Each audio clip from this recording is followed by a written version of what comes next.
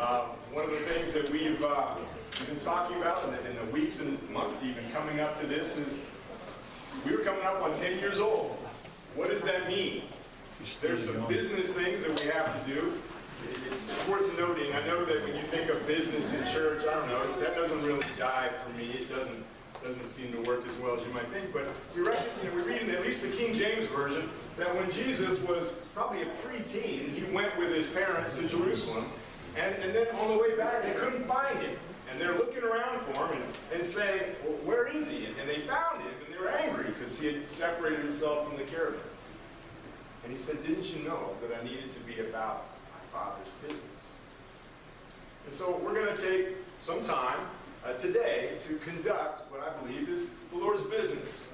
Our government takes its cue from the Bible, which says that all things in Christian worship ought to be done decently in order, as God defines that. And they expect that we will say what we're going to do and then do what we say. And that means rendering unto Caesar that which is Caesar's, which means we have organizational documents and we are incorporated in the state of Maryland and all that entails. That doesn't have a lot to do with our witness before the Lord, but it does have a lot to do with our witness before governing authorities and those who look and say, hey, are you guys legit? Are you a church or aren't you? So what we're doing today is essentially what we laid out in our bylaws to do. I want to, before we get into this, but I wanted to kind of preface the announcements by saying, and just to, oh, hey there. Hey. See you come in. I'm sorry, Tourette's. I wanted to preface what's coming next by just two things that we're going to do before we hear from the man that God has brought here to speak. We are going to vote. To be clear, this is open only to members, but unless there's some obvious discrepancy, it's going to be simply a yay or nay, an aye or what have you. So, but the vote is going to be along the lines of two forms of affirmation, or frankly, in this case, reaffirmation. Our bylaws stipulate that the church will be governed by a plurality. A council, we call it the pastoral leadership team, which is made up of the elders and the deacons, that is to say, those who are involved in leading in ministries in the church, and the, at this point, only vocational elder we have, which is myself. Our bylaws state that every year, the leaders in the church stand to be affirmed or reaffirmed. That is to say that there is a pledge that you as a member are making. Yes, I affirm this man, this woman's leadership in this church. And I intend to do my best, according to the covenant you signed when you became a member, to follow their leadership. Now, this needs to be something that you have given some prayer to and have some leading on the Spirit. And again, it is for members, those who have said, yes, I want to be a part of this body of membership. So you'll be voting to affirm or I suppose not. Myself, as the vocational elder, the pastor, and you'll be also called to affirm, in this case reaffirm, our pastoral leadership team made up of servant leaders in our church. So, I say all that to say, if you haven't given it some thought and prayer, tune out to the next series of things I'm going to say and just take a moment and get with the Lord and get that right. I do want to talk a little bit about our open house. You guys know we had our first open house here Friday. And I have to tell you, for all of those of you who came out, thank you very much. I know Friday's a work day, so a lot of folks who couldn't be here. But the open house started at noon. As of 12:35, it was looking really bad. I have gone to every door in this building and around, talking to all our neighbors to say, hey, we're going to have an open house. I talked to roughly 10 people who said, oh yeah, I'll be there. Well, as of 12:35, they weren't there. So two members, one of them has asked not to be identified, but the other didn't say nothing, so Pastor Joseph took it upon themselves to go knock on the doors and remind people. And Justin. I thought it was the second one. Asked it not. No, well, if you did, I don't remember. There's only one that was actually vocal about it. So, these guys took it upon themselves. You know, in the Bible, it says that there was a king and he threw a feast, and none of the people that were invited came, so they went out and got all the ruffians out in the woods and stuff. These guys went and knocked on the doors, and I have to tell you, I looked around, and our little fellowship area was full. It looks something like that.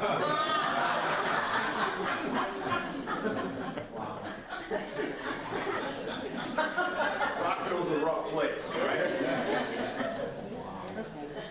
Okay, it wasn't quite that full, right? But that's what happened. And it's worth noting that it didn't just happen because I went door to door on Monday. It really required a team effort. My wife and I were sitting here. We had by the way, if you're looking for a place to go to lunch today after church, Firehouse Subs is the place because they donated 4 big catering-sized boxes of subs for this event. So, I don't know. We did all that. We had it ready. Servants went out and reminded, and that's when the people came. Now, we had several people that said, oh yeah, I'm going to come check out your church. I don't see anybody here, but it's okay. We started a relationship.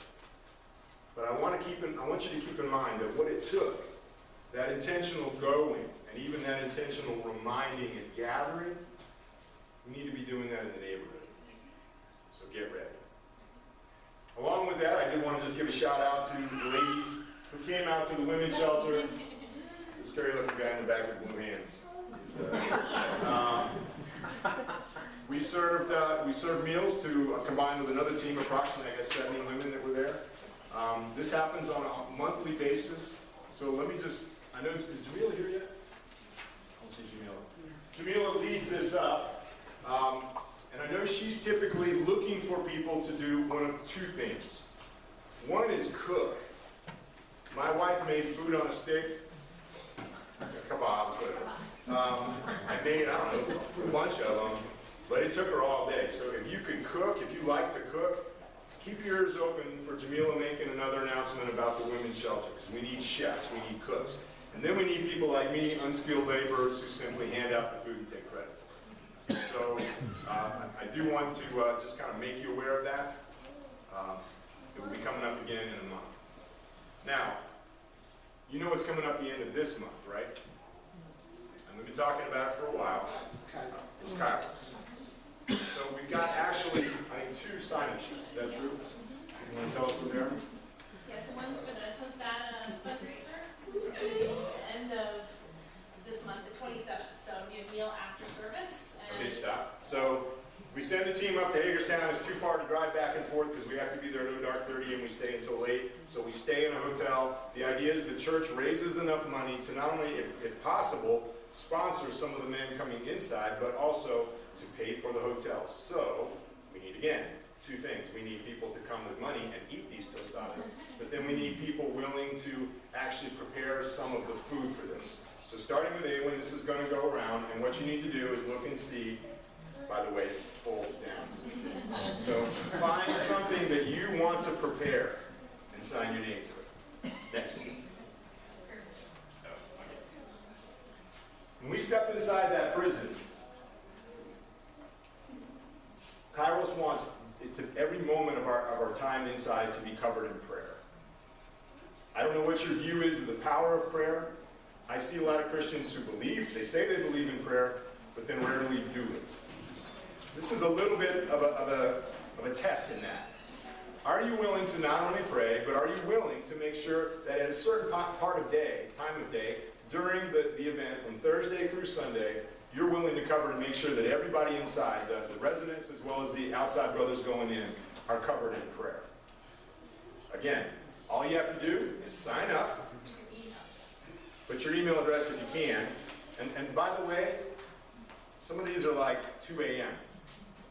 So, you know, if you've been complaining you're menopausal and you can't sleep, or you got hips, it seems to me that's a good thing. There's plenty of slots that would be right up your alley. So, sorry, I didn't offend anybody. Yes. All right, well, I'm going to start this on this side. Okay. We said last Sunday that this month represents, in a sense, a blank slate.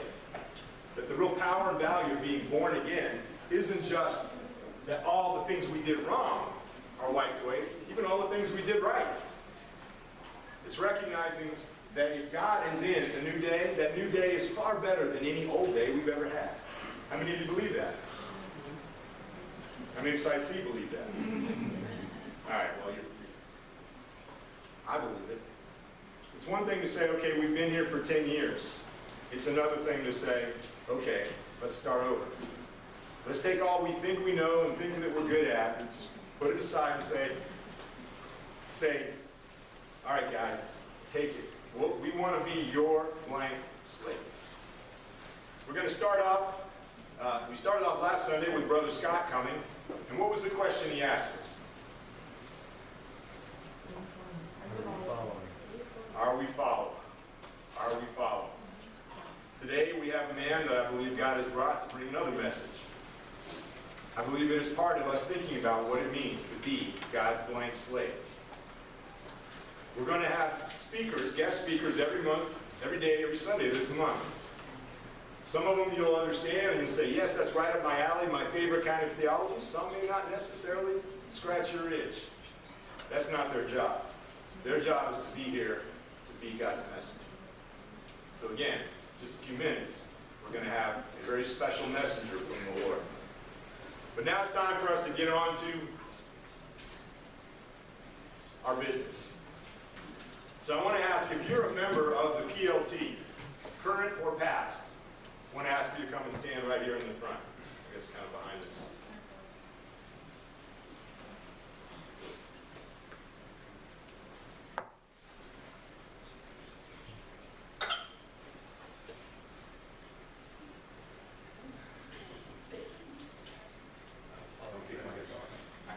What are you doing?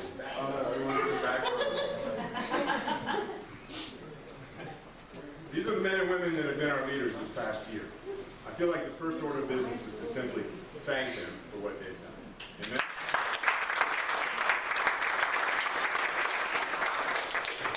Before you sit down, we've got some parting gifts, but we're going to start with one right now. Robbie, you guys know that in terms of moving into this place, we had a number of hurdles. And one of the things that is important about having a team of leaders as opposed to just one is the value of dissent, particularly spirit-led dissent. We've shared a link, it's not enough time to go into now, but there was at least one instance where a member of the church, in this case Robbie, a member of the PLT, said, you know guys, I see all y'all feel like you've prayed and it's time to move forward, but I have this issue. And I want to tell you that God using Robbie's courage and his willingness to say, I really sense the Lord saying this, that led to really a stunning series of successes moving into this place. So that's probably not the only thing I'm thankful for Robbie about. Obviously, leading worship, his form of service, as well as the fact that while he was on the PLT, he's an editor, so he kept our minutes straight. So Robbie has done an amazing job. He has not felt led to stay on. In fact, has felt led to step off. So that being the case, we want to just give you some parting gifts and say thanks for playing.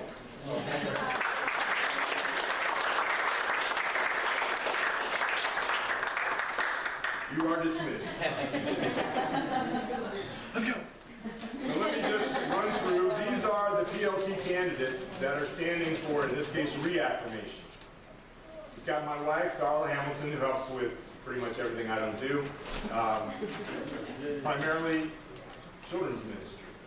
Got Sylvia, who helps with sound, helps with music, children's ministry. Sylvia Reyes. Got Ben Bester, who's our main drummer, involved in Kairos. Got Claudia Magana, worship leader. Joe Crowley, who makes everything that's powered by electricity work. And Kyle Graves, who's not only our morning prayer leader, but obviously has got us involved and is leading in Kairos. Does anyone have any questions about the qualifications of these men and women to continue in leadership? Do they, in your estimation, match up with the biblical description of a deacon or deaconess? If you have had adequate time and you are a member and you feel so led of the Spirit to reaffirm their continued membership in the pastoral leadership team, would you please signify by saying aloud, aye. Aye. If there are any who are opposed who feel for any reason they are not qualified, please signify now by saying aloud, aye. The first ayes have it. Amen. Thank you, ladies and gentlemen.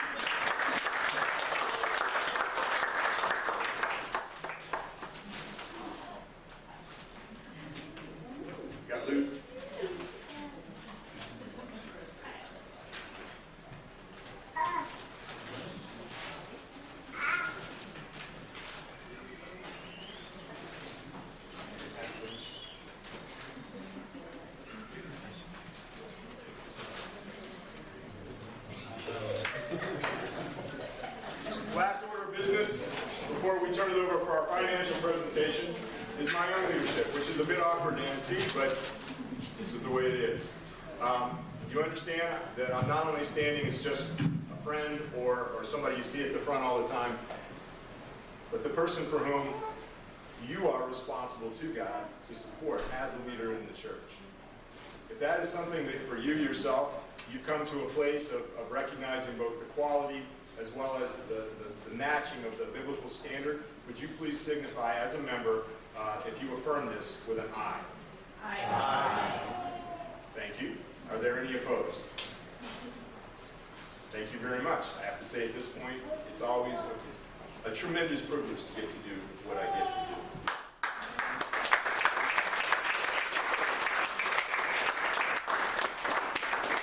Speaking of getting to do, it's now time for our annual financial overview, and I have to tell you I was sweating it because I kept looking out in worship and I didn't see Matt. Matt is the person, a former member of the PLT, member of the praise team, who counts our money and makes sure that we stay more or less in check, along with Mark. So Matt, would you come on up? Thank you.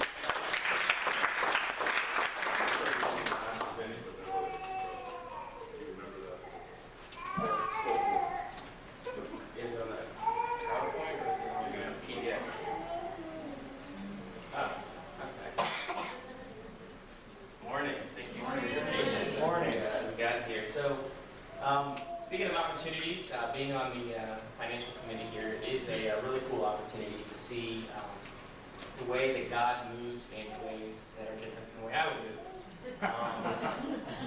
This past year has been an interesting one with the move from person to place to here, so it's a little more challenging to try to figure out what the best way to package this up into a graphical presentation. So what I did is I broke it up into two sections.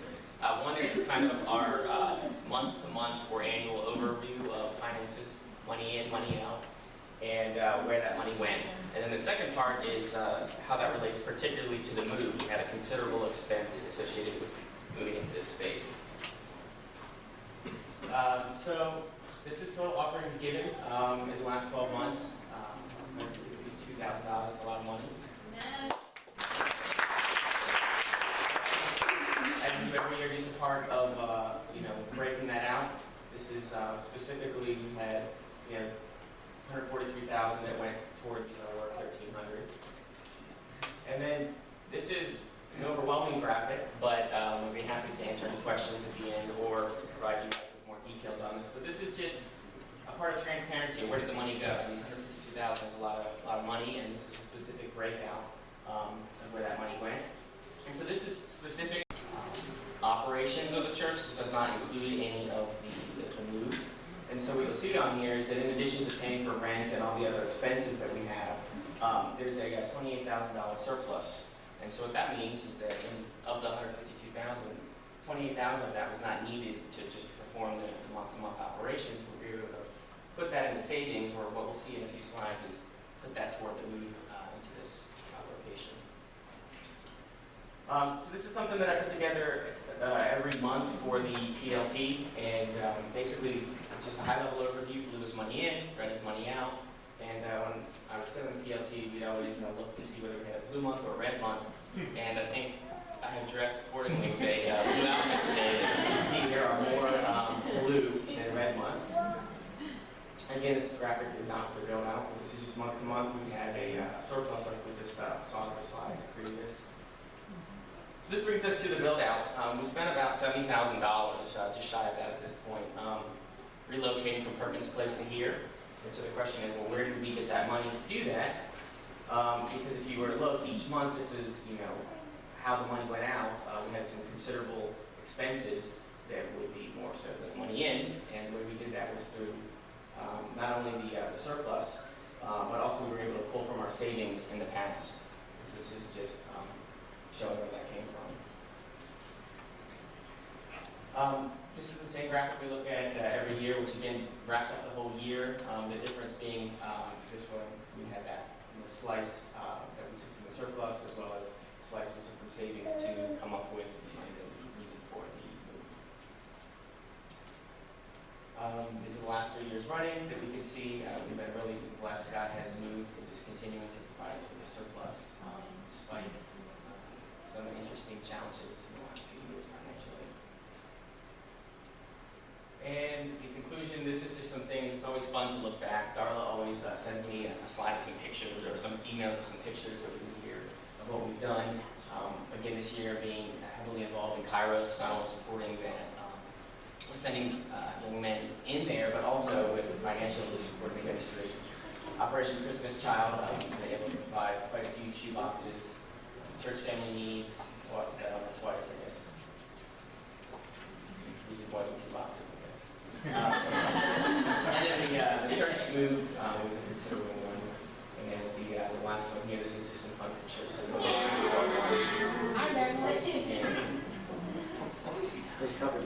So, if anybody has any questions, certainly open the floor as we do now, or you're welcome to come see myself afterwards. And one last shout out, as always, I get the opportunity to stand up here and talk every year, but and keep some numbers throughout the year, but the vast bulk of the work is done by my mom, so I always want to throw a shout out for all of you.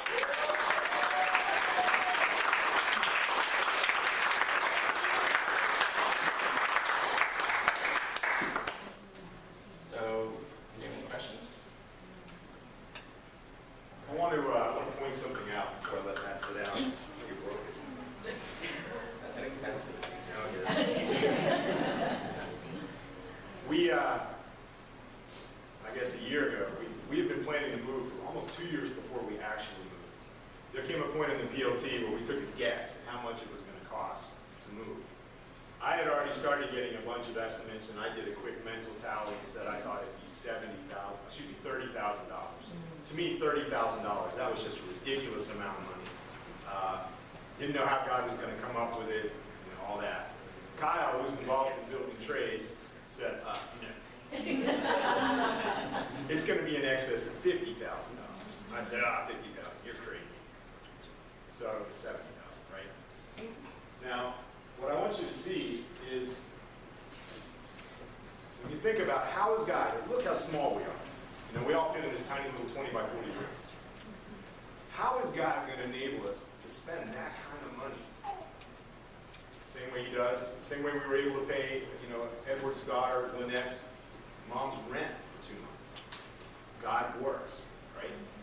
Notice how he did it. If you took the surplus from the 2018-2019 year and the surplus from the 2017-2018 year, what does it equal? About 70 grand, actually in excess, because God's always in excess. Amen? That is what's so cool about working for God. Let's go ahead and finish that round of applause.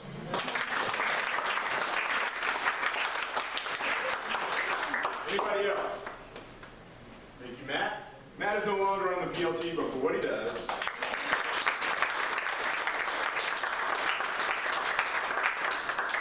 it used to be when he was on the PLT, we were all sort of clue in about what color clothes was he wearing. Was it a blue month or a red month? Seeing that in all red was entertaining. I want you to take a couple of these. I want you to take one and pass it back.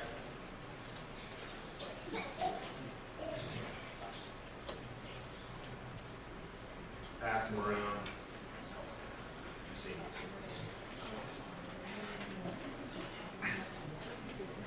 This is for you to keep, by the way.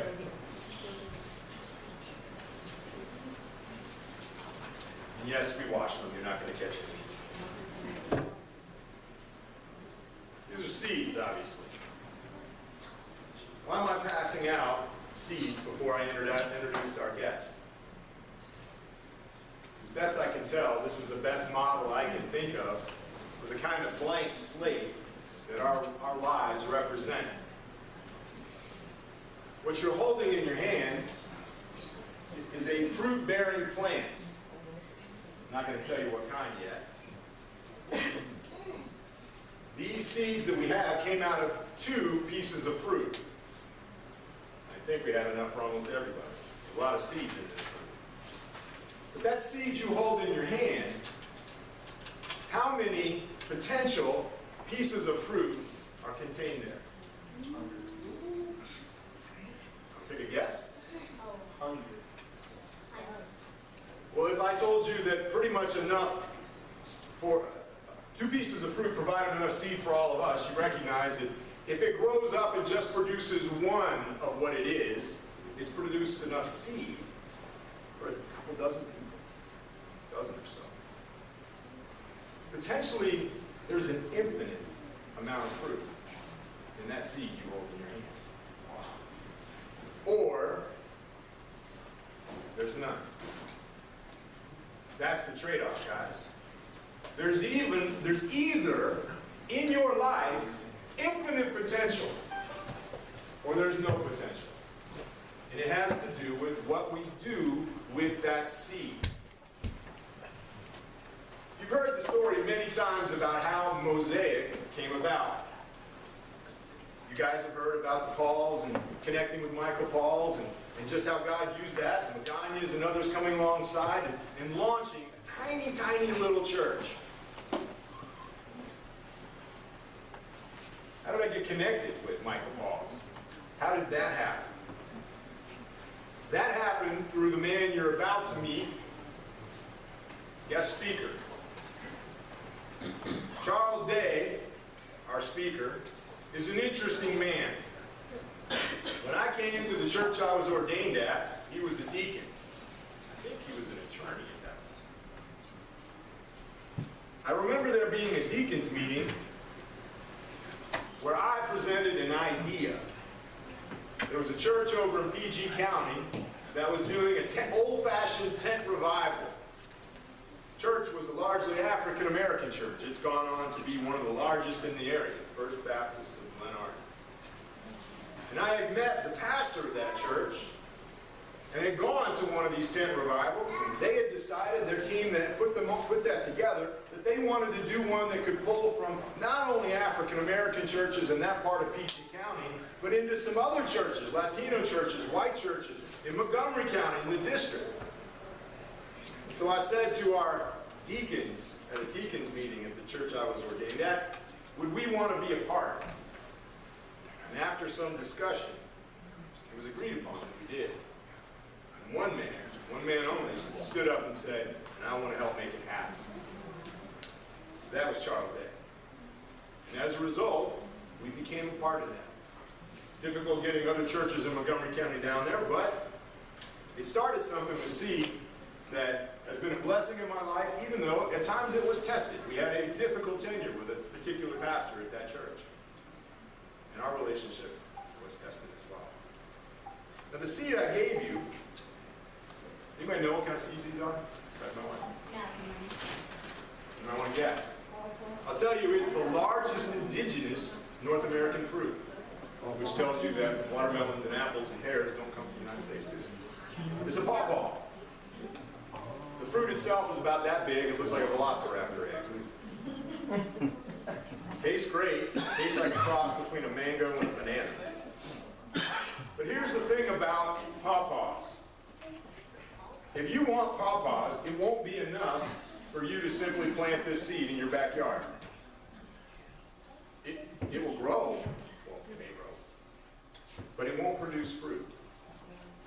Because pawpaws are a kind of plant, and I'm not a botanist, but it requires another plant to bear fruit.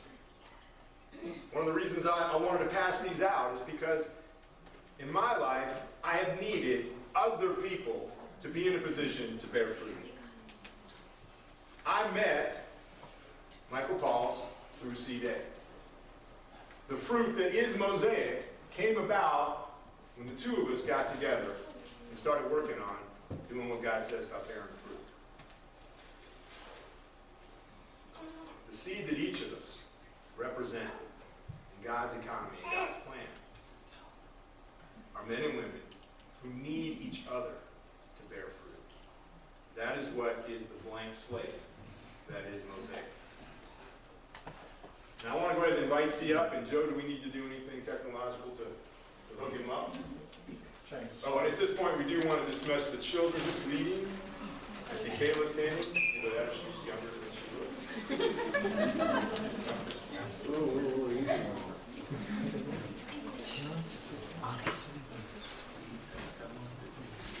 Now C, the biggest problem with C is knowing what to call him.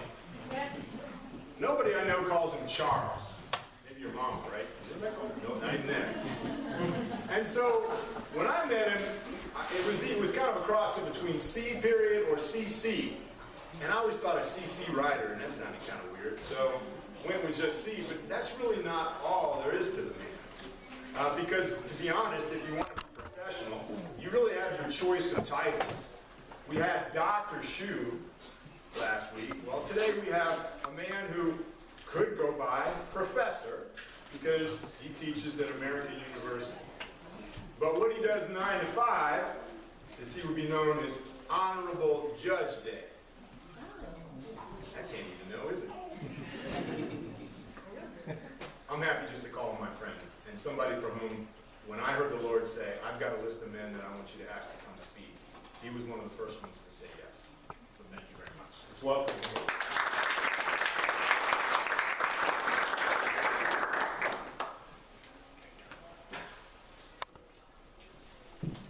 Thanks for setting the bar so low.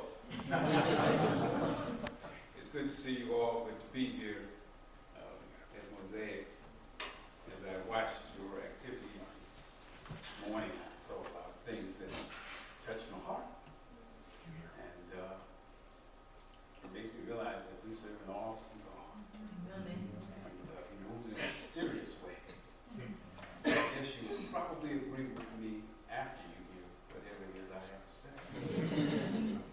I bring you greetings from Redmond Baptist Church. That's where my wife and I, my wife Cheryl, we worship. I have a pastor, Mark, there too. His name is Mark Adams. And I am moved greatly by your new location. It is fabulous. I love what I see. I love what God is doing in your life. And I love your faithfulness over the last 10 years. Mosaic is a good church. And as the book of Revelation says, to the messenger of the church of Mosaic, I know your deeds. I know how you have visited the sick, and shedding, taken care.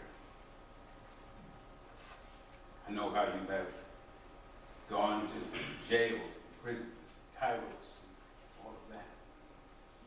I know how you've gone on foreign missions in Haiti, Dominican Republic, some local missions even, right around the corner. When I was far from the Lord, you came with a mission from a distant land, but I would say pound for pound, Mosaic is a mighty, mighty church. Even the finances are bearing that out. How you do what you do with what you have is awesome. There's a lot my church gets to learn from something like this. 10 years. You have the luxury of having an intimate relationship here at Mosaic. There is no excuse for any of you not to know your pastors, your leaders on a very intimate level.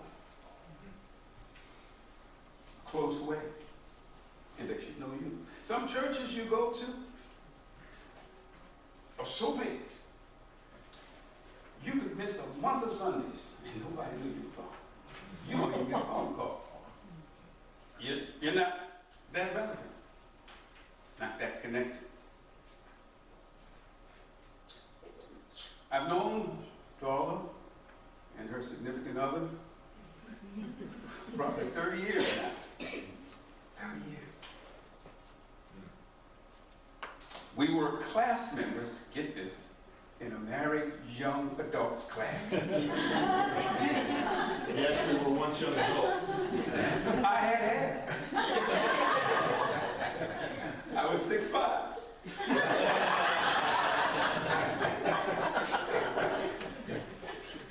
But let's start using this thing, I guess.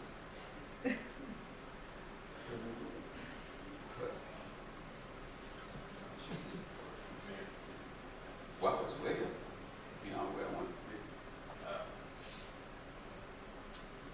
Can I do it this way? That's supposed to be second, it's not up. Good job. Oh, Joe's here. All things electric, huh? Except for computers. Yes. shifted on the screen, but it's not shifted on the screen. Can I see? It moved there. Yeah, change this. Maybe it's the Take that back for sure. I'll get ahead of myself.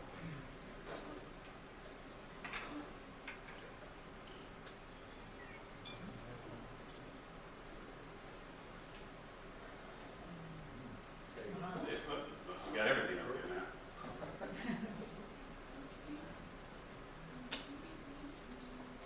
Get warmer. Now will it move? Boom. That'll work. There we go. You got problems again. Very good. So we got that. I'm going to keep moving the buttons this way. Maybe not. Let's go back that way. Okay, okay. So, oh, you think so? It does not.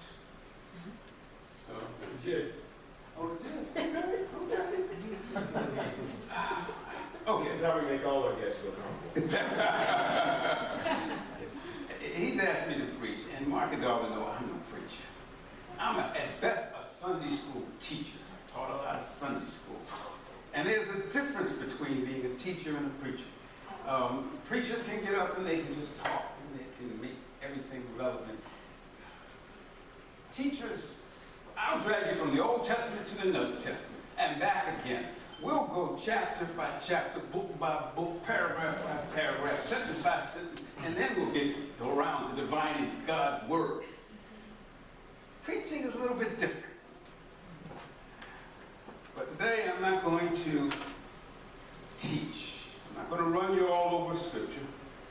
I'm going to give my effort at preaching. So that means less Scripture and more commentary.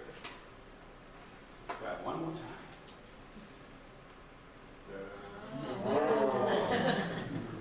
God is good.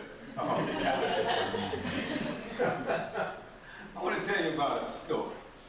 A story about a man named Doug. Hard-working man, gifted with his hands. He did carpentry, does tile work, works in bathrooms, works in kitchens, salt of the earth, blue-collar guy. He was married to the love of his life, Diane. Now I'm speaking in past tense, but I really should be present tense. He is married to the love of his life, Diane. They had a son, and like many firstborn sons, you know what happens? He's named Doug too. We do that. A few years later, they had and like every good set of parents, Doug and Diane poured themselves into their children. They would teach them good manners. They would teach them how to cross the street, how to blow their nose, how to say yes ma'am, no sir. They were the greatest investments that Doug and Diane ever had. When you think about it, some people invest in their cars. Some people have nice shiny cars. They get old and raggedy and you gotta get another one. You invest in your house, you spend 30 years or more paying for it. And it ain't yours anyway by the time it's all done. But the children, they pour themselves into their children like most good parents do. They want to shape their character, their attitude, their demeanor. Do they know how to treat people? Are they good people or are they bad people? Do they get through their issues? Their greatest two investments. Doug Jr. and his sister. You know, most jobs we spend 8-10 hours a day working. We spend more than that over a lifetime of raising little ones. So they taught them everything they knew about life, about living, about caring, about being responsible. And when Doug Jr. was 19 years old, he had a job making deliveries at night. It was his job to ride around the Beltway, dropping off equipment and things. And one Saturday night, he goes to a party. And at the party, 19-year-old folks, they're drinking and whatever else, having a good time, but he had been raised to be responsible. And he knew he had to go to work that morning, like at 2 a.m. And he didn't want to go because the party was good. So he's blown up his boss's phone, trying to get out of it. Boss wasn't answering. So he does what he's supposed to do. He leaves the party, gets into his car, or his truck, and he drives. That was Saturday night. Because Sunday morning, Doug Jr. didn't come home. Mama wakes up with this bad feeling in her gut. And she turns on the TV, and there on the television was Doug's truck in a terrible accident on the Washington Beltway. This is not the actual picture, but it's close enough. The morning of June 3rd, 1990, Doug Jr. died. I tell you of this tragedy because in a prior life, I was a lawyer. And though I never had the privilege of ever meeting Doug Jr., he was my client. And by the will of God, we won the case. And by the will of God, the family won millions of dollars. And at that time, it was the biggest victory of its kind in the history of Montgomery County. It changed the law of Maryland, and it changed the way lawyers practice that area of the law of Maryland. And I tell you all of that not to lift me up, because it wasn't a me thing, but I want you to understand that those were not the important things in this case.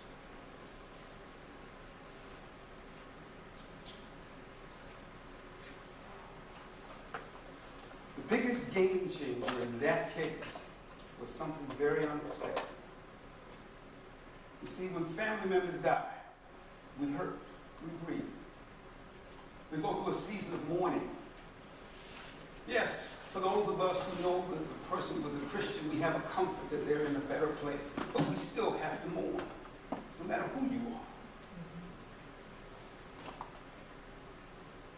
The experts tell us that when family members die out of order, like when a child dies before its parent, that's an especially difficult type of pain.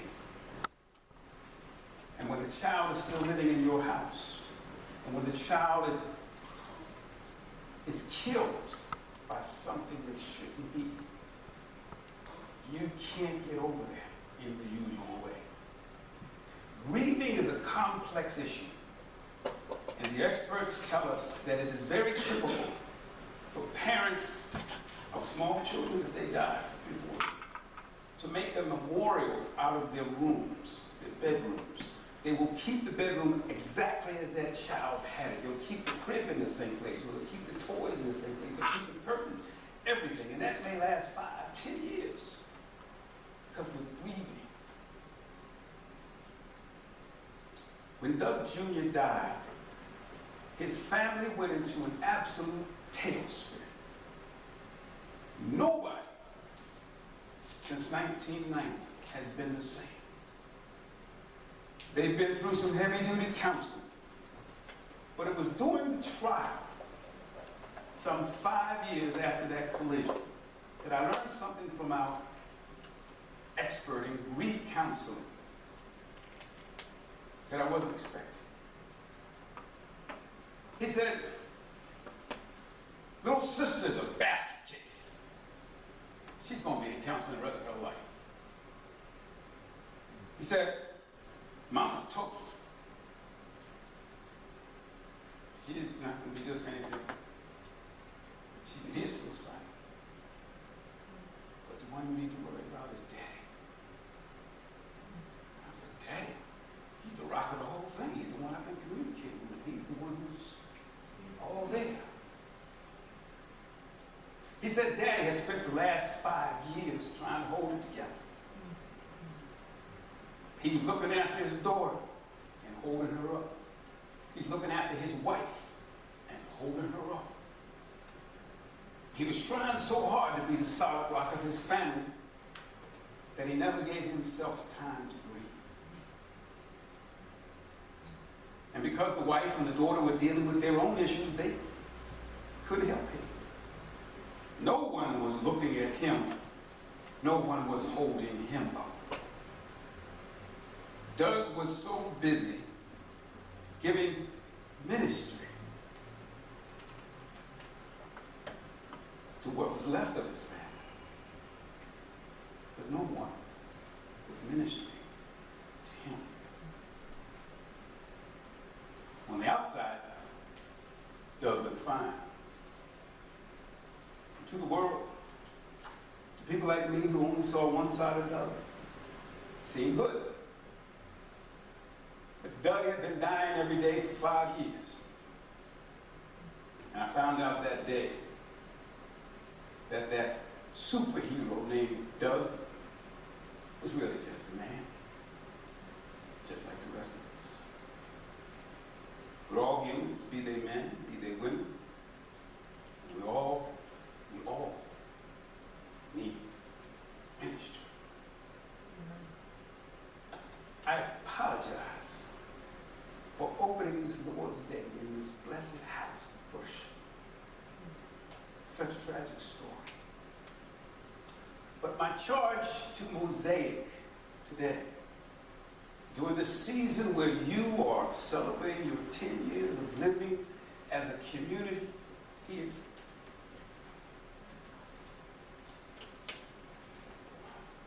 my charge, as you minister to the world, remember to minister to your messengers. Jesus told us to go and make disciples of all nations. Acts 1:8, during his last conversation on earth, which is not there. That screen missed.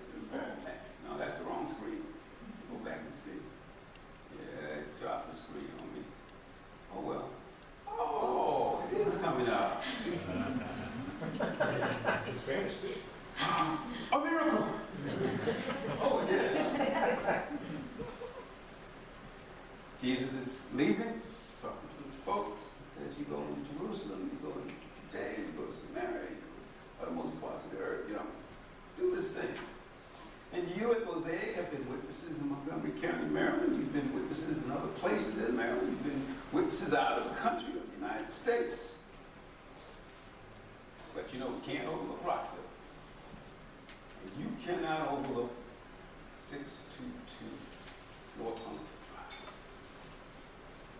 This house. Being a witness around the world also includes taking care of home. Your messengers, Mark and Dog,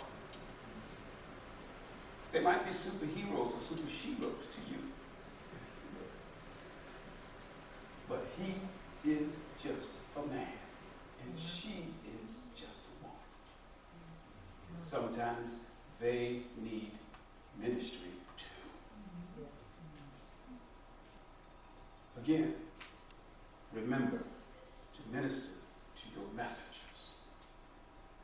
And let me be fully transparent about this, because Pastor Mark and his daughter had no idea what I'm going to say to you today. They had no idea, no clue, no inkling. They were nervous because they don't know where I'm going. I didn't even know until 2 or 3 days ago. It's a well-kept heavenly secret. Because I was going over here with something I thought I wanted to say and do today. And I got seized up by the collar. And God said, oh no, you talk about this. And I may cause one or both of them such great embarrassment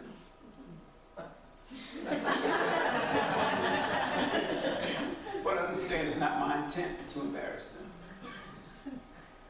But if they feel like they just can't stand it anymore and they choose to leave, that's okay. Oh my gosh. We'll apologize later, I kiss and make up. They'll forgive me, because they have to, because it's scripture and you got to do it. It's okay. But as Mosaic has passed that 10-year mark, it is still a great threat to our eternal enemy. He doesn't want you to be successful. He wants to divide you wherever possible. And sometimes that's by taking away or distracting your leaders. One of the greatest ways he kills the church is to discourage its messengers, take away their joy, their passion, make their burdens heavier than they are. And let me be even more transparent about this. I have no clue if Mosaic has it all together, or if you're dealing at this moment with some really tough issues. But there are only two options in play. Option A, you got it all together. And if so, take this sermon as nothing more than a warning to be vigilant, to be on the watch, to keep an eye out. Because there may come a time when your ministers will need more ministry. Option B, you're going through a rough patch right now, like most churches do at some point in their livelihood. Somewhere in 10 years, I suspect you've been through something, and if you haven't, then you're overdue. Trouble's coming. And if so, if you're in that patch right now, take this sermon as a call to action. Whether it's option A or option B, I really don't know. All I know is that God assigned me to deliver this message to this church today. Now, churches and church leaders are flat out dying out there, in case you hadn't noticed. There's a church that was a vibrant church, is a vibrant church in Washington, D.C. It's a young congregation busting at the seams. I'm hearing about it all the time.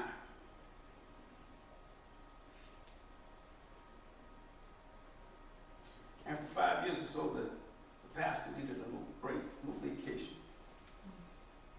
Took a week. Came back. They had already voted him out of office. He started the church. He was taking that week to get refreshed so that he could be a better service to them.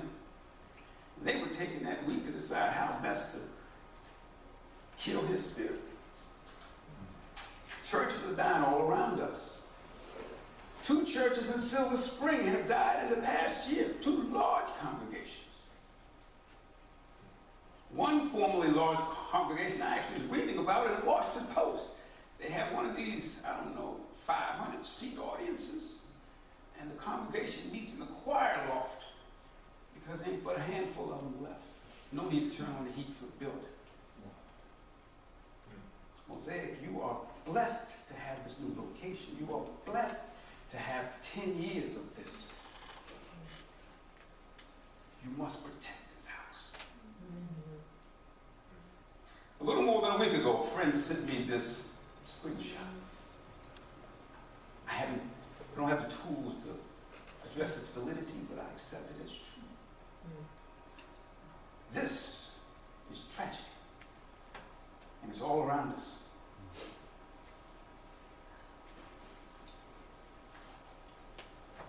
The one that gnaws at me is that 78%. You would think most pastors are very people-oriented. People love pastors. It's easy stuff. But it's not. I have this image in my mind of a homeless person with a sign that doesn't say, "We'll work for food," but it says, "We'll preach for food." I couldn't find that on the internet. Is this what ministry looks like after a lifetime of service? Do you know that many pastors don't even have a retirement option? They don't have the 401ks. They don't have the big church that's going to put this fund aside. When they stop preaching, they got to get out to preach in his house if they got a house. It's rough. And just to make clear that, as I said, that graphic, or that chart with all of those stats was given to me by a friend not long ago. The very same time here, within this last week, I ordered up this small paperback. It's an $8 book. It's got 123 pages. And I read it this week. Much of what I have been inspired to talk about has been motivated by that book. Christopher Ashe. The book your pastor wishes you would read, but it's too embarrassed to ask. He's trying to get out the door right now. The more I read about this, I was thinking about my pastor. And the more I read, the more I realized God was also telling me to share something with you about your pastor. Because I need to say some things that they can't say to you. Because I'm like a drive-by sermon. Can't hurt. I'm going. You know, there might be some perfect cars parked out in that parking lot. Beautiful cars, clean cars. Yeah, I saw it. He had one. Brother Graves. Beautiful. But there are no perfect people in the church. Perfect cars, well, they come off the showroom floor or come off the dealer's lot. Spotless. It's nice to have a new car. I mean, a new car, not a car that's new to you. I mean, new car. You know, some of those cars that have like 10 miles on them. Smells special. And we all know the day it drives off that lot, the value goes down. Give it 2 months, and you got some scratches there. You know, sitting in the parking lot, and the shopping cart comes, trying to get it into a garage, and straight for the side of the garage. So get some dings on it. You got your scratches, you got your dings, you got your minor fender bender. It wasn't your fault, but it happened. And then you got some major accidents, and you get some wrecks. You know wrecks. I've seen wrecks a lot. Yeah, oh yeah, it hurt. Some cars even get totaled. That means insurance ain't gonna pay any more than this for it. You can have money, but that car's gone. We're not even trying to fix it. I have 2 young male drivers in my house, my wife and I. They are responsible for totaling 2 different cars 3 times. We know about being totaled. Wrecks. We repair total cars because we need them. We keep riding them even though they've been maxed out. We as human beings, when we arrive on this planet, into this world, you get into a few scratches, get a few dings, get a few scrapes. We get bruises to our egos, injuries to our relationships. And sometimes we become total wrecks in our spirit. Scratches, dings, and scrapes. Oh my. Sometimes in the church, we get these same bruises and injuries and wrecks. And when that happens, we have to take the time to minister to one another, even if you're the minister. We tend to look at pastors for what they do. We need to see them for the people that they are. They may be that we have perfect cars on the showroom floor, but there are no people who are perfect, not even pastors. So, wouldn't be a sermon if we didn't talk about some scripture.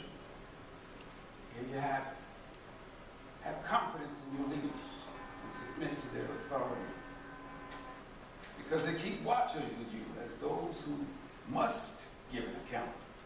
Do this so that their work will be joy, not a burden, but that would be of no benefit to you. We should want to be a joy for our pastors, and you should want to take care of your pastors. Some people will leave worship service on Sunday morning. Some people are going to leave here today, rush to a restaurant. I don't know if it's going to be Firehouse, but they got the plug they deserve. Rush to a restaurant and order up for something that ain't on the menu. Looking for some roasted pasta. They go talk about you, eat you up. You know what he did today? You know what he said today? Mosaic, what do you expect from your pastors? You want them to preach to you, I'm sure. You expect them to pray for you. Be there whenever you got a problem. Visit you in the hospital. Oh, the list goes on. Fill in the blanks. You need marital counseling? Let's call a daughter. Let's call a mom. Intervene in the lives of other people that you know if they have problems. You want them to witness to your friends. You want them to be the closers. That is, I can get them into the church, Pastor, but when they get there, I need you to talk to them so that you can lead them to the Lord, because I didn't spend that kind of time and energy yet, if at all. You want them to be available to you 24/7. By cell, by email, by phone, by text, by drop-in, drive-by too. You expect them to teach you the Bible every time they open their mouths, whether it's in Bible study or not. You expect them to have a formal Bible study class, now don't we? To carry the burdens of every attendee that comes in this building. You got a problem? They got shoulders. Put it on.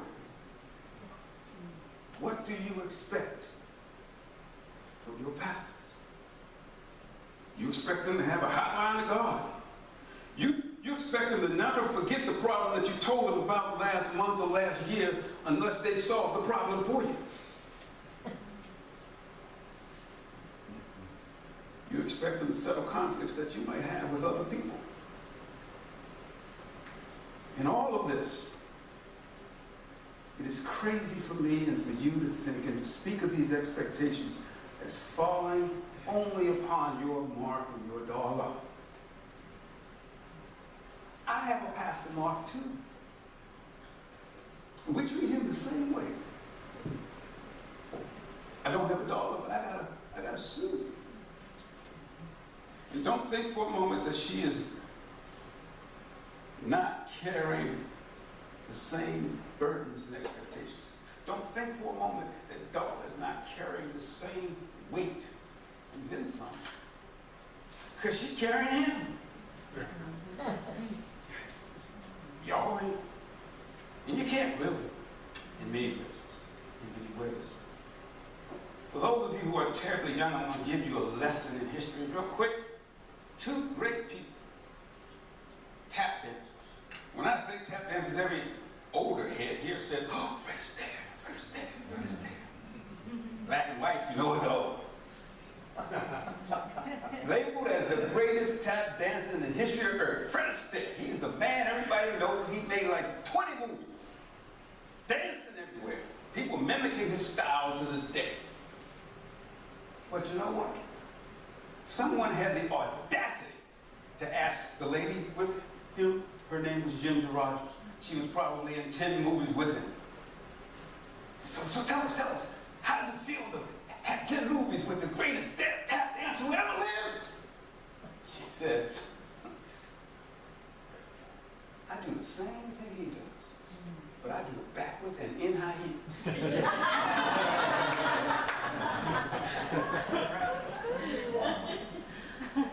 In all honesty, I cannot begin to appreciate the extra issues of being a preacher's wife. I'm barely understanding the burdens of being a judge's wife, and I'm the judge. Be you judge or preacher, they're always in the spotlight, always in the limelight, and she is usually the afterthought. He casts a big shadow. She carries him and most of his baggage so that he can go on being the person that you need him to be. Both members of the team need a group of confidants, group of supporters. Otherwise, no one will see how bad it is when it gets bad. When he or she might be hurting. Be they Doug or be they Diane. Be they superheroes, super sheroes, they both need to be looked after. And what should your pastors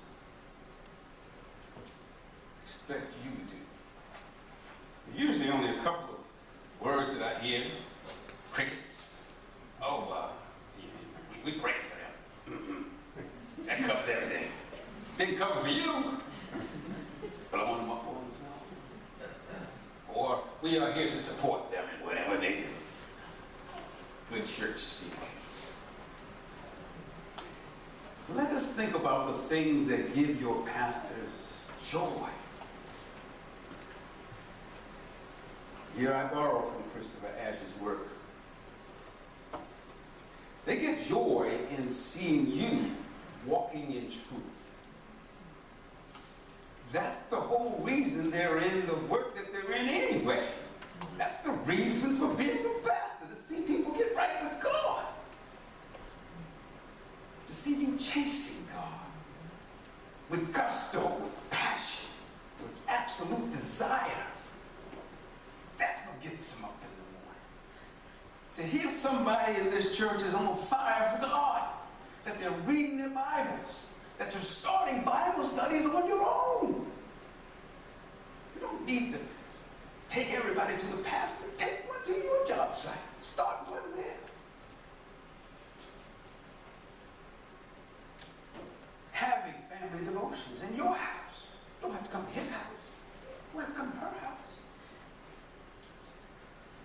In this electronic age, we have an app for everything. We can go to Bible Gateway, and you have free access to 60 different versions of the Bible in 50 different languages. But as Christopher Ash points out in his little 123 pages, one of the sweetest sounds that you would ever hear in an old church gathering was the sound of pages in the Bible turning when the pastor said, let's go to the Word of God. Because everybody's learning their Bible. They're learning where to find stuff. These are the types of things that give your pastors joy.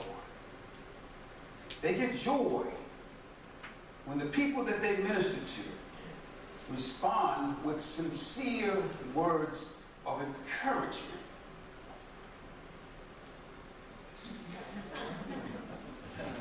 Words like, I love how you love me.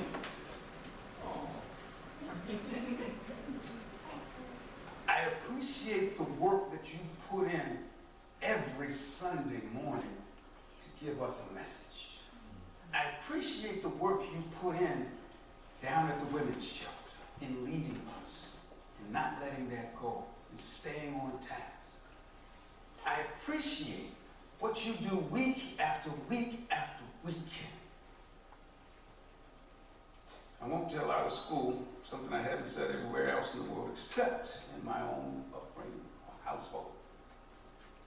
Best cook I ever known in my life is sitting right over there. Greatest cook I've ever known in my life is my wife. The only place I won't say it is around my mom. I'll say it anywhere else except there. It's called respect. She's the best cook. She has the greatest variety of foods I've ever eaten. She has me eating things I never would even look at, let alone put in my mouth. And most days it will take her hours to cook for her family of 5. More days than not, she'll have to stop by the grocery store on the way home from work to figure out what's going to be fixed that day, or to get some extra ingredients that she may need to fix our meal. She organizes what little free time she has to make sure that the meal is served timely, because she's juggling 4 other schedules, people running in, running out. Sometimes I'm coming in and I've got 15 minutes to change clothes and put something in my body. Otherwise, I'm gone for the next 3-4 hours and I ain't getting nothing to eat. She's struggling, fighting, forcing herself to drop everything to make sure this fool's got food on the plate. And all she needs to handle this daily burden that she's been carrying for 30 years is for someone merely to say, thanks, Mom. Thanks, honey. Dinner tastes good. They even got a TV commercial about it now. I've seen it. The kids are rushing off to school, and she's sitting there, thanks, Mom. And she opens the door, there's a little note inside the cabinet. Somebody was appreciated. She's not getting paid. She's not getting days off. Only once in a while will somewhere else dare fix a meal and they need. Usually it's our daughter. She laughed because she knows it's true. But those few words of encouragement are enough to give her joy to continue to minister to us. Find a few words of encouragement for your leaders.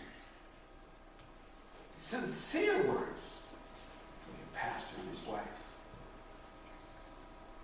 After all, Mark has usually spent about an hour on Sunday alone just standing in this spot trying to give you words of encouragement that he has received from God.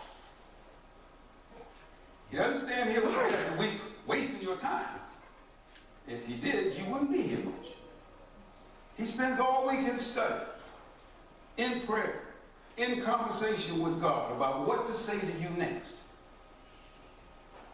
Get in the habit of thanking your pastors for the labors that they bring to the table to bring you closer to God. That's why they're doing this, to bring you closer to God. That's why they do what they do. Be specific. Tell them about something that you might be dealing with and how the message you just heard has helped you to deal with that, to give you clearer direction. Better still, write a note. Because that's the gift that keeps giving. They'll be all alone at night in the bed, sneak a peek at their own note and say, oh, I feel better. It's so precious. The next night, looking at the note again. And the next day, looking at the note again. It's just good. Because if you tell them something, they tend to forget exactly how you phrased it. But that writing, oh. The same principle is drawn out of anybody here ever been with what they call an Emmaus walk? The road to Emmaus, Jesus is talking to disciples. Well, they got this whole program out here, which Kairos is built on, or similar to. You go into these spiritual weekends, and those who know you are supposed to write a note, or asked to write a note about what you mean to them. I got mine still in a special place I go to read every once in a while. It encourages me so good. Special place. Now, I must confess, I really don't read your Christmas cards. I find them to be bland. Put it this way, you go to CVS, you pick up a card, you take a lot of time and effort to read it. I get the card in the mail, I look at it, who's it from? Okay, great. I see the pre-printed words and I move on. But if I see a handwritten note in that card, that's what I read. That's something that's coming from here, even though the pre-printed words might be coming from here, but it means something more to me. I'll read something that someone else took the time to write. The Emmaus letters, the ones that I treasure, they speak in specifics, not this pablum of, you're a nice guy, I like you. They talk about events, they share from the heart. My daughter, she is a therapist. She goes around the county talking to kids who have trouble. There are a lot of kids who have trouble. She had this note, again, this week, God is saying, talk about this fool. A little 8-year-old writes on the board to my daughter, I'm so happy because there's no school. I'm so happy you is here. You are the best and I love you so much. You is like a sister to me. Your client's giving you a note like that. Your client is giving you a note like that. Oh, it's a joy for your messengers to rise in the morning on mission to minister to you. Or has that joy been stolen? misplaced, lost? Has your church become a burden to them? Is it becoming a burden? And of course, the greatest source of encouragement is to pray for them. So tell them about how and when and why you prayed for them. Maybe God laid them on your heart at 6 o'clock in the morning. That says a whole lot more than just saying, Pastor, I prayed for you. Pastor, God laid me on your heart. Laid you on your heart. Pastor, God, when I woke up this morning at 6, laid you on my heart and I talked to you about you. Prayer. I'm here to tell you, as a child of God, that prayer does change things. You knew that. But 2 of my most memorable prayer experiences in my life have been modeled to me by one woman. My great-grandmother, who lived to be 109 years old, Alice McLeod. See, when I was born in the South, I'm told. I have no recollection. In Alabama. And one day they took me to the hospital and they said, I got sickle cell anemia. And in 1950s, that was a death sentence, basically of 15, 16 years. If I made it to be a teenager, it would be a miracle. And I don't know how, I don't know the legalities of it all, but my mother handed me off to my uncle, and he some kind of way got me into all these military hospitals because he was a military guy, and they took me to all these different doctors all over the country. I've been to New Jersey, I've been to Texas, I've been to Alabama, and I saw doctors in every place I went because they were trying to deal with this sickle cell thing. I still have a mark on my ankle from something they did to me as a kid. In fact, my uncle told me a story 2-3 years ago I hadn't heard before. He said that since I was so small, I guess I was maybe 2 or 3 years old, we'd be walking in a hospital, and if I saw a doctor coming down the hall with the white lab coat on, I would start pulling my pants down. Because they would stick me again. It's like, well.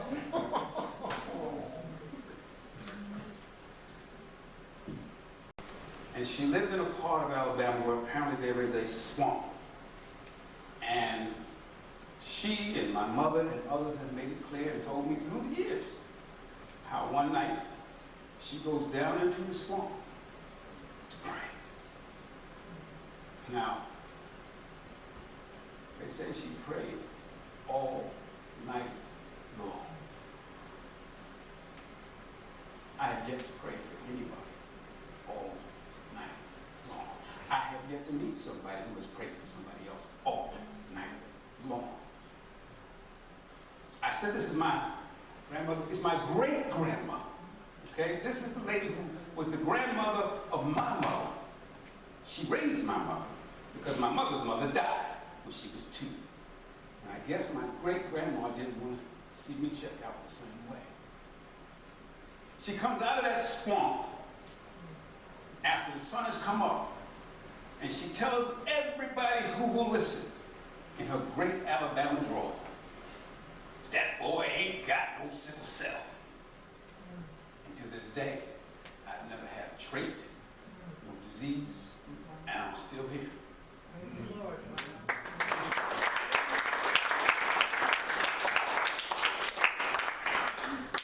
Said there were 2 stories about Grandma McLeod. At some point when she was either in her late 90s or early 100s, I went down to see her in Alabama, and you don't stay at hotels when you got a great-grandma, you stay at great-grandma's house. And she has these beds, 2 beds in a room. And I had the privilege of getting to sleep in her bedroom during my stay. And what I saw during the 3 or 4 or 5 nights I was there did not register with me then. It took about 15 years to percolate and to marinate before I understood what I was seeing. I'll just say this near 100-year-old woman who had been kind of toddling around all the time, not even that fast, just moving to where she goes. She had great flexibility. She could touch her toes because she was planting stuff in the ground all the time, seeds, I guess. She had hips that just allowed her to do some things I still can't do. But after a long day, it's time to go to bed. Now me, I'm younger. It's time to go to bed. So I get to bed. I lay down and I pull the covers up. And I hear her coming in. And she starts going down and down and down. We're talking 5, 6, 7 minutes for this woman to go down because she is so old, she can't go much faster. But she descends all the way past the bed level where I would have jumped in to her knees. And she's on her knees. And she starts to pray. I'm peeking under the covers. I'm looking at her because I'm thinking this old lady is about to fall asleep on the floor. Okay. I think, okay, 2 or 3 minutes. Thank you, God. Good night. 10 minutes go by. She's got to be asleep. 15 minutes go by. She's dead. 20 minutes. And she didn't know it. And she's talking, not in a way that I can hear her prayer, but I can hear her. And then she's unpacking her body to get up. I'm talking an episode of many minutes to get up, to climb into her bed. Again, it didn't hit me then. It hits me deeply now that she felt it so important to talk to her God at the end of her day about her day that just passed, or the day to come, or the concerns of her heart, or the kids and the grandkids and the grandkids like me. She might have been praying for that fool who was sleeping in the bed tonight with her.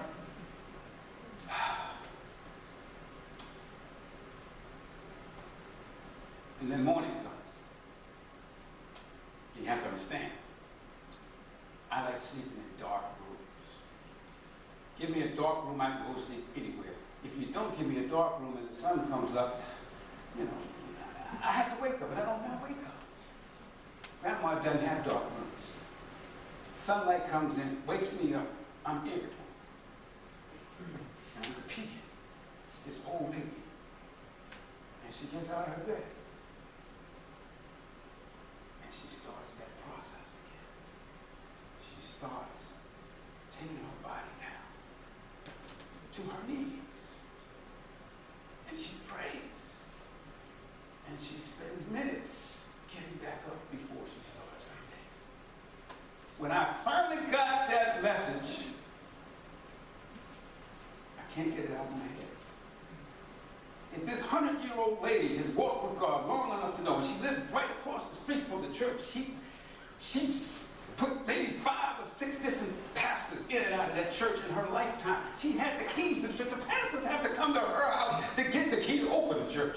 That's how long and how solid she's been there. She had 13 kids.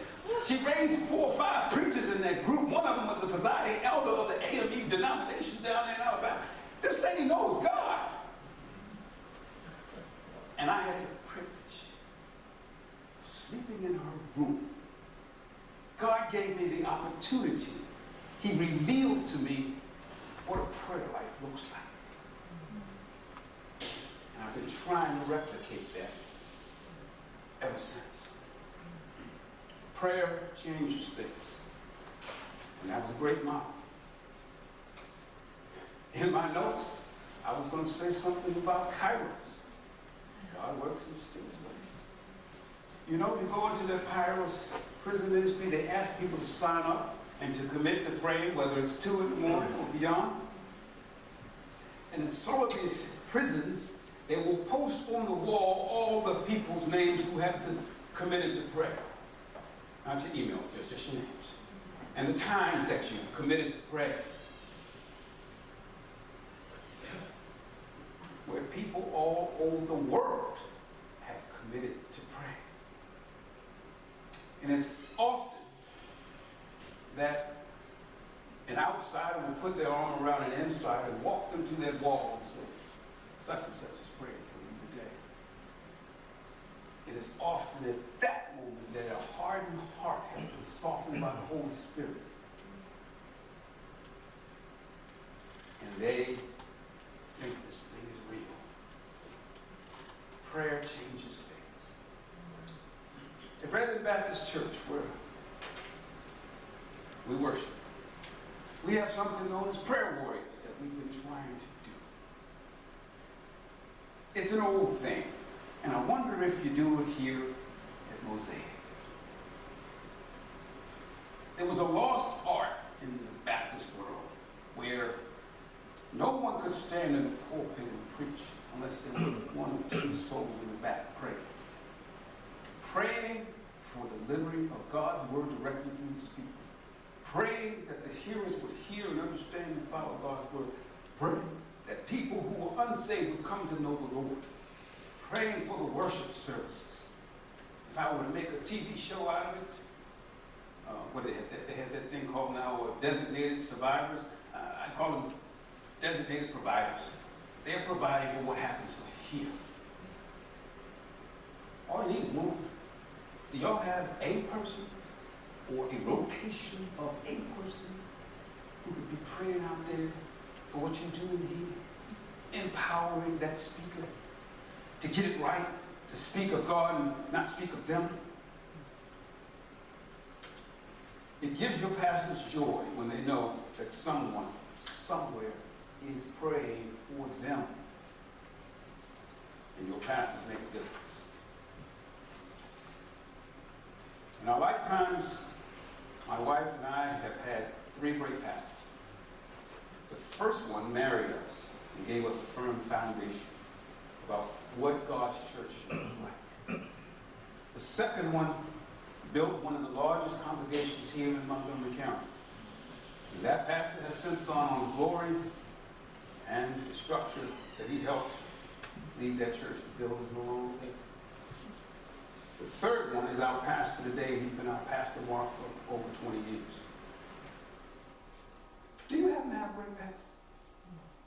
Crickets. Do you act like it? Do you do non-church things with your pastors? Do you seek their company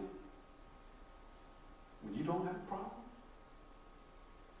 There's a woman from a certain church who recently said that when she and her husband first came to the church, they invited the pastor and the pastor's wife over to their home for dinner. And that pastor said that after he had been serving that church for decades, this was the first time in recent memory that they had ever been invited to dinner when it wasn't to discuss somebody's problem. 78%. Pastors need ordinary fellowship. They need ordinary friendship. They're people too, and they should not have to work 24/7. My hope is that you never have to have a bad pastor in order to understand what a good pastor looks like. Years before Mosaic came into being, before Mark and Darla were your messengers, they were my messengers. They were the pastors to Cheryl and me. It was a church plant up in Germantown, Maryland.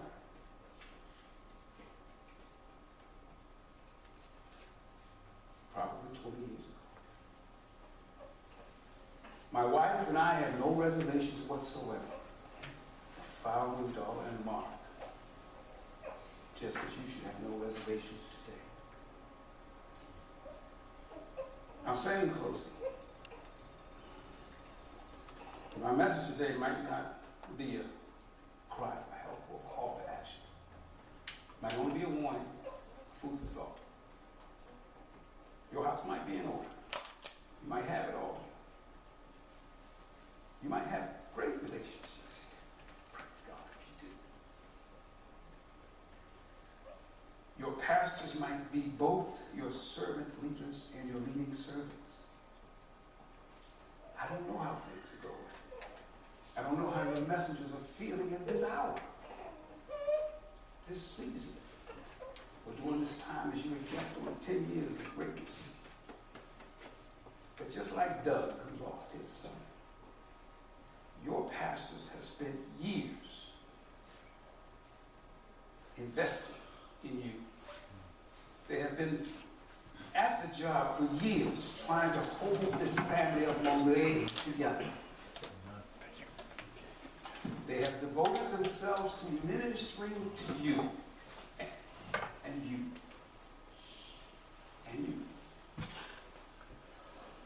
And it just might be that somewhere in their years of service, they might need a shoulder to cry on. Or they might have a problem that needs to be solved.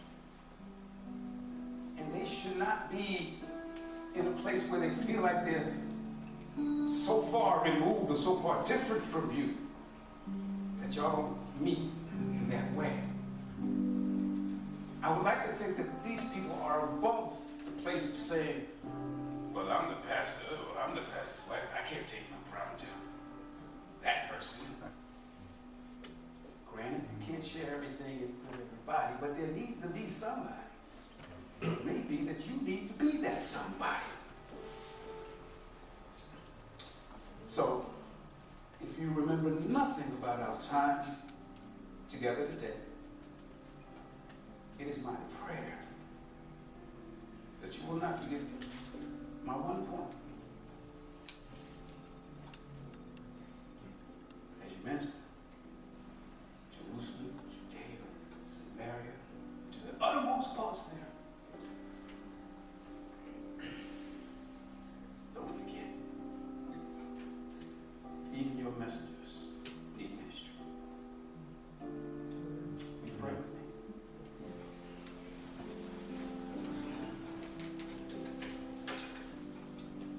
Almighty God, as we come to the throne,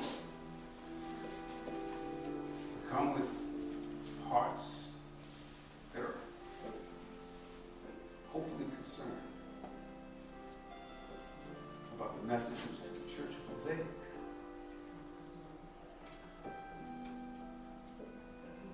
We see your deeds. And we know that you're here in this place and with these people.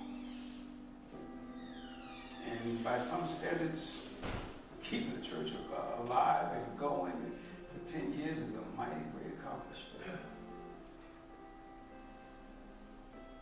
But it's not about us, Lord. It's about your kingdom.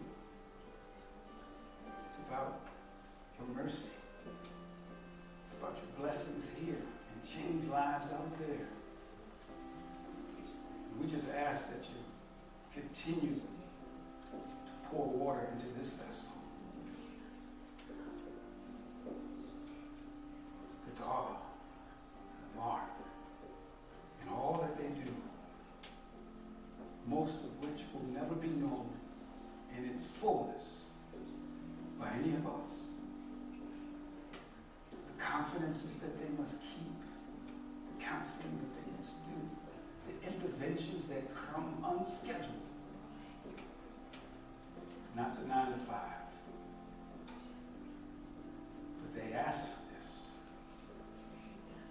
and they've been faithful in this. We ask that you put your hedge of protection around these people in this church. And may you take them to new and greater glories in all that they do, in all that they say. We ask all of this in the name that is above every name, the name of Jesus Christ. Amen.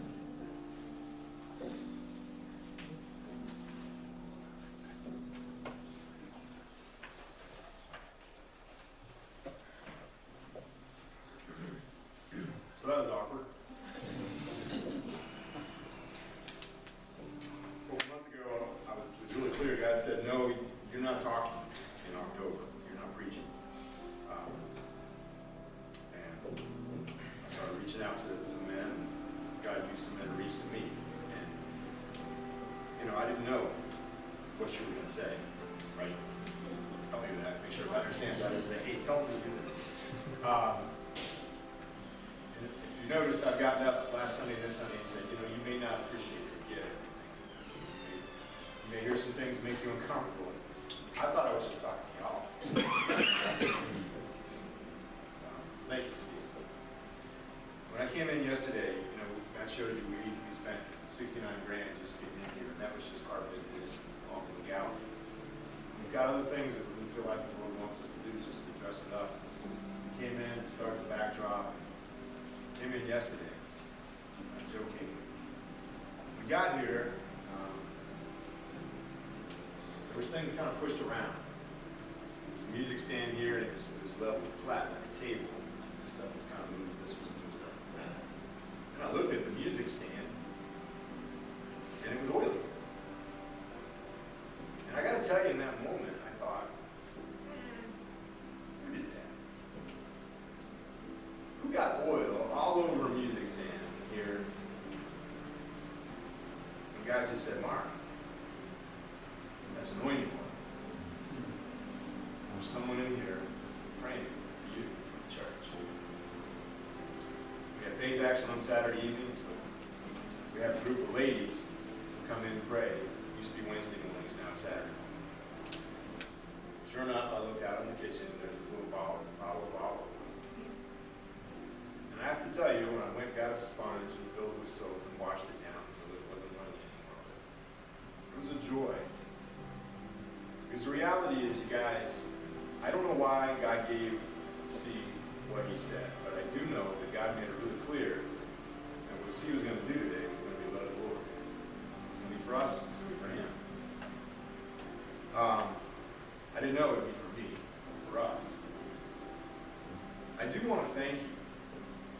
I think I shared that a few weeks back in Kairos, one of the training sessions, there was a man who goes to a large Catholic church. And he said, I feel sorry for you. And I said, well, why? And he said, well, I know Mosaic is small, and you're not part of a big denomination or set of other, organization of other churches. And he built in a fellowship of Franciscan priests. And there's always somebody there for them to talk to pray for each other. In fact, there's somebody that comes and checks on the spiritual health of the priest who's over that particular parish. He said, in your little non-denominational church, you don't have that. I said, well, you're right. For better or for worse, I don't really have a bishop, somebody that checks up on me. Or maybe I wish I did, I don't know. But one of the things, I want to tell you about this church is I don't need another pastor or priest or somebody. We've been blessed that in this church we have friends. We have people that will invite us over to their house just to cook and not to share some problem or burden.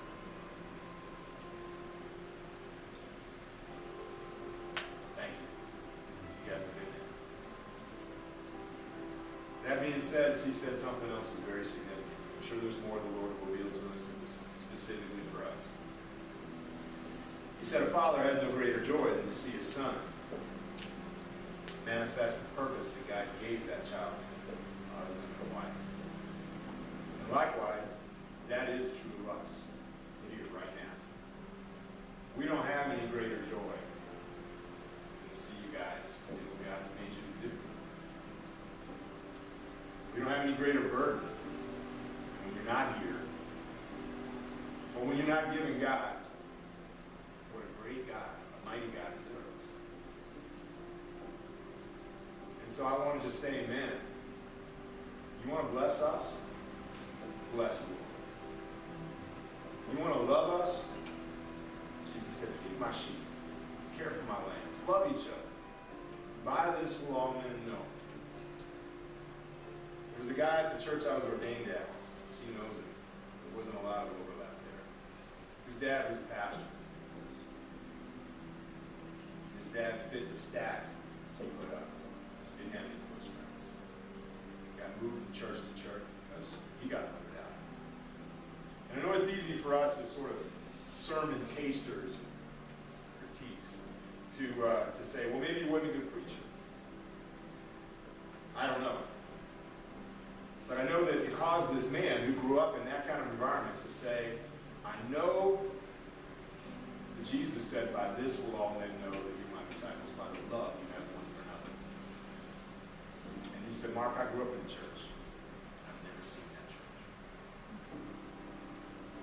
church. We left that church in the months and years that became Mosaic.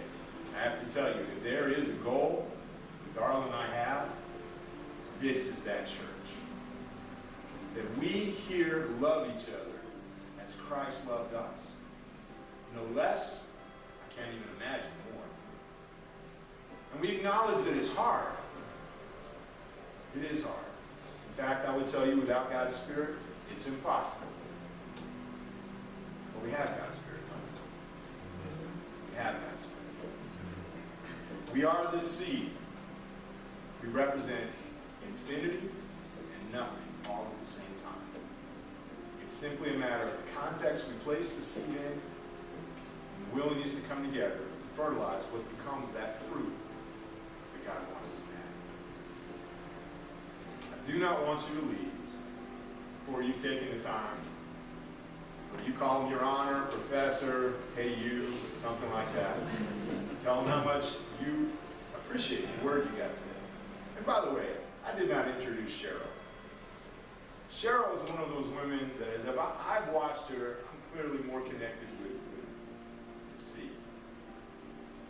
But she's one of those women that every time you see, every time you look at see, you can see Cheryl shining through.